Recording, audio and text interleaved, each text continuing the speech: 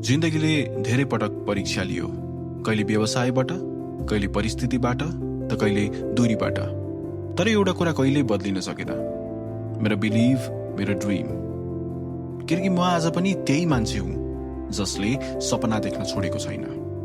And as Shahrukh Khan said, picture अभी बाकी है मेरे दोस्त, because my best chapter is yet to be written। अब लाइफको केही समय पछाडि जाउँ है त। एसएलसी सकिसकेपछि मेरो लाइफले क्लासरुम भन्दा बढी रेस्टुरेन्टको फ्लोर कस्तो हुन्छ भन्ने कुरा सिकायो। 2014 मा मैले मेरो ड्याडीको आफ्नै रेस्टुरेन्टबाट स्टार्टिङमा क्यासियरको जब गर्दै वेटर बारिस्टा हुँदै लाइफको रियल मिनिङ सिक्दै गएँ। माई ड्याड सेज काम सानो ठुलो हुँदैन, सपना ठुलो हुनुपर्छ। And maybe that's what kept me going. दिनभर काम, रातभर dream, that was my lifestyle. मलाई हेरिटेज प्यालेसहरू घुम्न एकदमै मन पर्थ्यो पहिल्यैदेखि। काठमाडौँ दरबार स्क्वायर, पाटन दरबार स्क्वायर, भक्तपुर दरबार स्क्वायर, त्यो ओल्ड भाइब, त्यो कल्चर, त्यो पिसफुल एनर्जी त्यहाँ बसेर इमेजिन गर्थे वान डे मेरो पनि यस्तै ठाउँमा रेस्टुरेन्ट हुनेछ। त्यसपछि 2019 मा मैले मेरो अङ्कल साथीभाइहरूसँग मिलेर एउटा टिम बनाएँ। सबैजनाको विश्वास, मेहनत र सपना बोकेर हामीले सुरु गर्यौं the heritage restaurant. August 9, 2019, that dream officially came alive। कस्टमर्सहरूको लभ, फ्रेन्ड्सहरूसँगको हसल, सोसियल मिडिया कन्टेन्ट, सेलिब्रिटिजहरूसँगको क्याफे भाइब, लाइफस्टाइल बाहिरबाट पर्फेक्ट देखिन्थ्यो। But deep inside, I was carrying pressure silently, because building a dream is never easy। And then suddenly COVID hit। Business down भयो, stress up भयो। कतिपय रातहरू यस्तो पनि थिए जहाँ निन्दभन्दा बढी तनाव धेरै हुन्थ्यो। तर त्यही बेला एउटा कुरा सिके, hard time don't create dreamers, they reveal them. मेरो एउटै गोल थियो, स्वदेशमै बसेर केही गरेर देखाउने। तर कहिलेकाहीँ लाइफले प्लान चेन्ज गरिदिन्छ।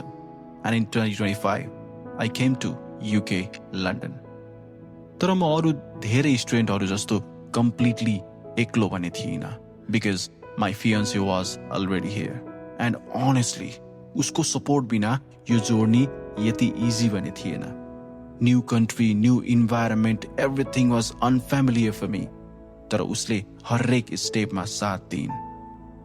ठाउँहरू चिन्नेदेखि त्यहाँको लाइफ कसरी म्यानेज गर्ने, cooking, travelling, daily routine, even small thing, she taught me everything with patience.